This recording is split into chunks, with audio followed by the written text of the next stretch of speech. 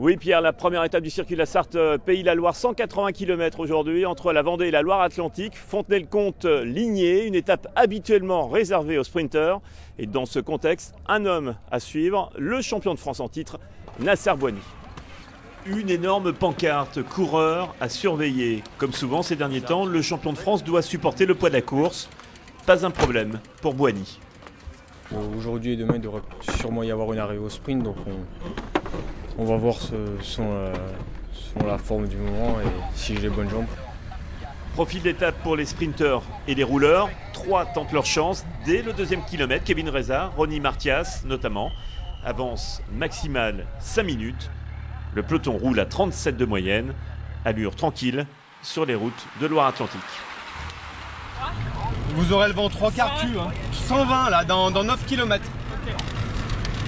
Pour l'instant c'est pas piégeux, il y a un petit changement de direction dans 6 km au kilomètre 120. Bon, je pense pas que ça fera grand chose. Ça se dirige vers un sprint massif très certainement. Les échappés rejoints, schéma de course classique, sprint massif surligné, remporté par l'Italien Pellucchi. Nasser Boigny est 4e, devancé par Brian Coquard, malheureux lors de l'emballage. Je me suis fait rentrer dedans, aller peut-être à 250 mètres de la ligne. Et du coup, ça m'a enlevé de l'aspiration et de la roue du coureur qui était devant moi. Et du coup, j'étais obligé de lancer mon sprint d'un peu loin, tout dans le vent. Et Pellucchi préfère être ici que à Contrexéville.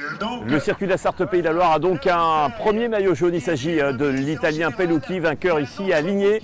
Au sprint, demain, 2 demi-étapes, dont le contre-la-montre dans les rues d'Angers, avec probablement des bouleversements à la clé. Résumé demain soir dans votre édition locale de France Romaine.